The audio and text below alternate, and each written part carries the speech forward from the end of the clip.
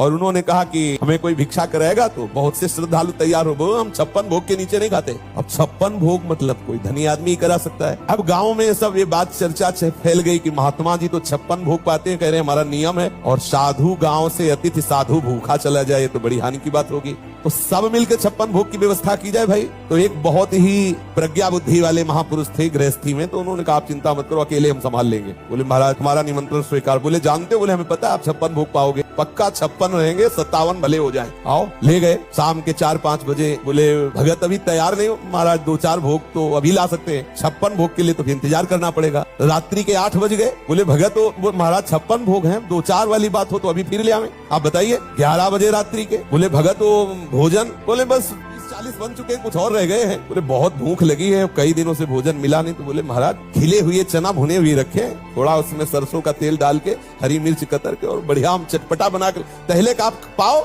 56 भोग तो तैयार हो ही रहा। बोले हाँ हाँ ठीक है चलेगा। लाए और जो ही पाना शुरू किया तो बस हाथ उठा के गांव वालों से कहा महात्मा 56 भोग की निष्ठा वाला नहीं है, सूखे चना चबा रहा है, सूखे चना चबा रहा है। अब महात्मा जी के होश उड़ गए, एक और भोग नहीं बने। हम केवल देखना चाहते थे कि क्या वास्तविक निष्ठा है कि 56 भोग के सिवा आप अपने मुख में नहीं रखेंगे, आपने सूखे चना चबा लिए। बस ध्यान देना, मुझे भगवान चाहिए तो मोहिनी रूप रख के आएंगे मुस्कुराते हुए, और अगर आप उस मुस्कुराहट में फिसल गए तो चना में फिसल गए। और हम लोग ऐसे ही फिसड्डी है, कहीं ना कहीं कोई ना कोई शब्द स्पर्श रूप रस गंध, और हम बात करते हैं हमें भगवान चाहिए।